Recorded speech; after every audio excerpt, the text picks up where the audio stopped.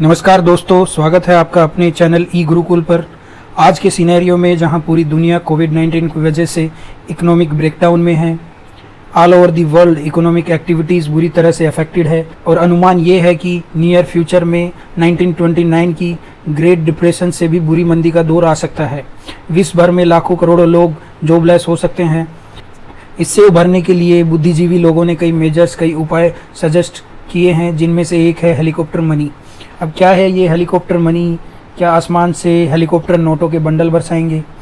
Discuss करने से पहले एक ज़रूरी काम कर लीजिए। अभी तक अगर आपने मेरा चैनल सब्सक्राइब नहीं किया है तो please subscribe it, hit the like button अगर वीडियो आपको पसंद आता है। तो साल था 1960। एक जाने माने अमेरिकन इकोनॉमिस्ट मिल्टन फ्रीडमैन, ये वही इकोनॉमिस्ट है जिन्हें इनके इकोनॉमिक्स कंट्रीब्यूशन के लिए 1969 में नोबेल प्राइज़ मिला था। इन्होंने ये कॉन्सेप्ट दिया था हेलीकॉप्टर मनी का। तो इसको जानने से पहले कुछ कॉन्सेप्ट जान लेते हैं और जो हमें हेल्प करेंगे इसको अच्छे से समझने के लिए। किसी भी इकोनॉमी को ट्रैक पर रखने के लिए, ठीक से रन करने के लिए दो तरह की पॉलिसी काम करती है। एक होती है मॉनेटरी पॉलिसी, दूसरी फिस्कल पॉलिसी। मॉनेटरी पॉलिसी को बनाता और कंट्रोल करता है उस देश का सेंट्रल बैंक। हमारे देश का सेंट्रल बैंक RBI है जो इसको हैंडल करता है। उसी प्रकार फिस्कल पॉलिसी में गवर्नमेंट अपने कुछ टूल यूज़ करके इकोनॉमी को कंट्रोल करने की कोशिश करता है। जहाँ मॉनेटरी पॉलिसी में टूल्स होते हैं bank rate, repo rate, CRR and SLR, वहीं पे फिस्कल पॉलिसी में गवर्नमेंट जो है टैक्सेस को घटा बढ़ाकर, रेवेन्यू के साधन को कम करके, ज़्यादा करके पब्लिक वेलफेयर की स्कीमों को लाकर इकोनॉमी को ट्रैक पर लाने की कोशिश करते हैं। इनके बारे में ज़्यादा डिटेल में नहीं पढ़ेंगे, बस इतना जान लीजिए कि जो बैंक रेट और रेपो रेट होते हैं वो सेंट्रल बैंक यूज़ करता है अपनी कंट्री में, एक इकोनॉमी में दूसरे कमर्शियल बैंक्स को लोन देने के लिए। देखिए, जो कमर्शियल बैंक, मान लीजिए एक HDFC है, एक कमर्शियल बैंक, वो क्या करता है, हम लोगों को लोन देता है, लेकिन उसके पास पैसा कहाँ से आता है? RBI से, सेंट्रल बैंक ऑफ इंडिया से वो पैसा लेता है लोन पर। तो बैंक रेट और रेपो रेट वो इंटरेस्ट रेट है जिस पर RBI इस कमर्शियल बैंक को लोन देता है। इसके बाद अगर इसको RBI घटाता बढ़ाता है तो उसका असर इस इंटरेस्ट रेट पे पड़ता है जिस पे वो कमर्शियल बैंक हमें लोन दे रहा है।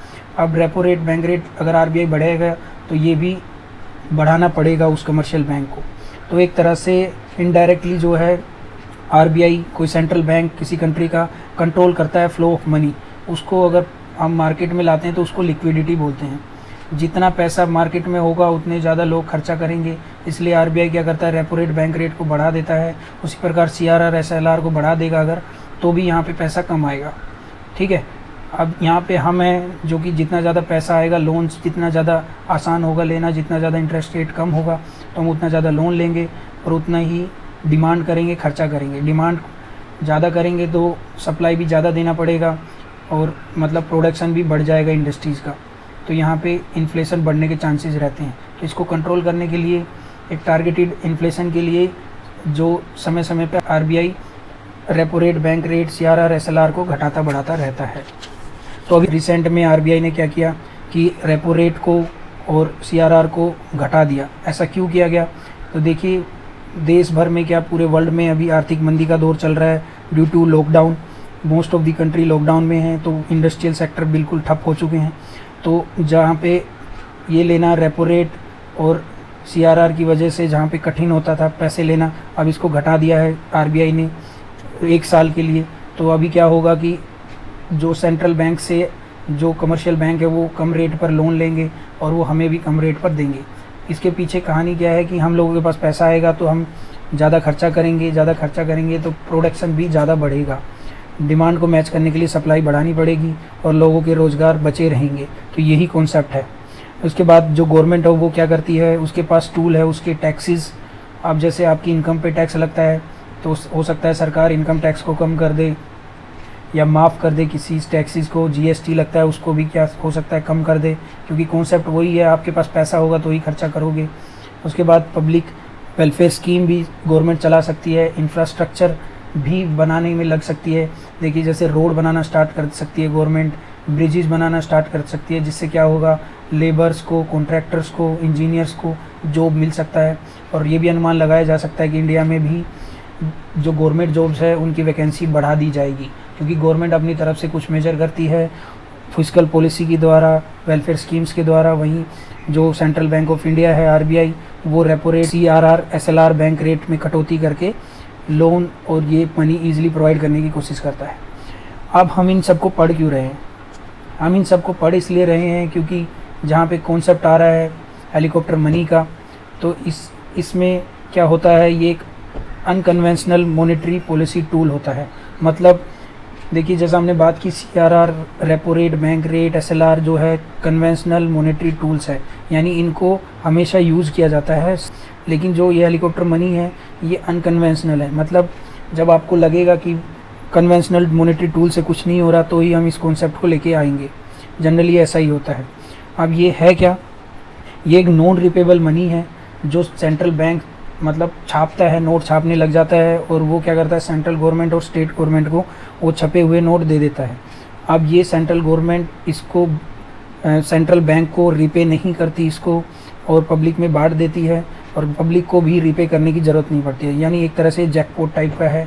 आपको पता चला कि रातों रात आपके अकाउंट में सरकार ने 1 लाख रुपए डाल दिए, तो पता चला सुबह 1 लाख रुपए डाल दिए गए और बोला गया कि आपको वो वापस पे करने की ज़रूरत नहीं है, खर्चा कीजिए। ठीक है, तो वो एक तरह से हेलीकॉप्टर मनी होगी।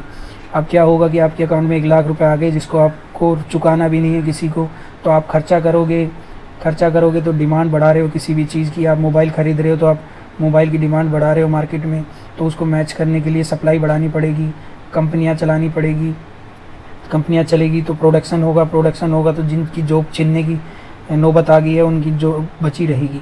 तो ये कॉन्सेप्ट होता है हेलीकॉप्टर मनी के पीछे।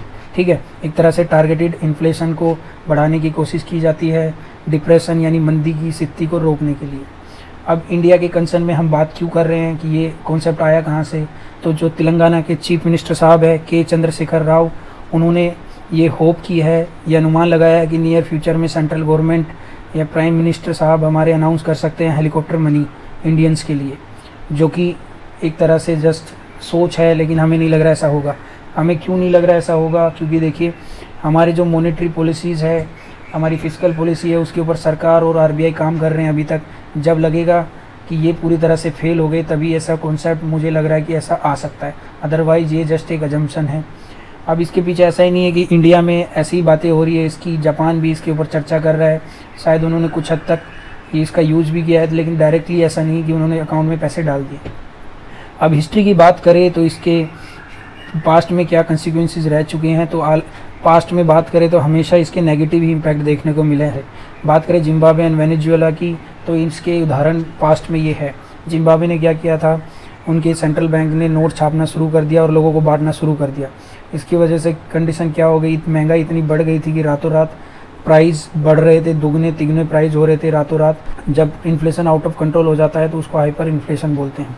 आज आप देखोगे कि एक चीज़ का प्राइस 100 रुपये है, सुबह उठकर देखोगे तो 200 रुपये हो गया, मतलब एकदम से दुगनी कीमत होगी। तो उसमें कंडीशन क्या हुई कि उनको बड़े नोट छापने पड़े। उन्होंने $100 ट्रिलियन का एक नोट छापा।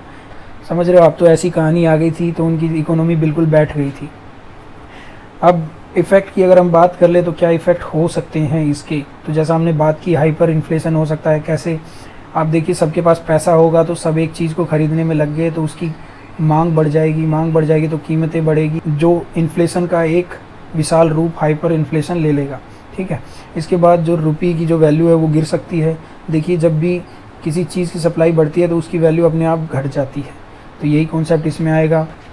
एक और माना जा रहा है, अनुमान लगाया जा रहा है, अगर ऐसा किया गया तो ज़रूरी नहीं है सब लोग खर्चा करेंगे, कुछ लोग सेविंग कर लेंगे, तो उसके कारण भी ये कॉन्सेप्ट फेल हो सकता है।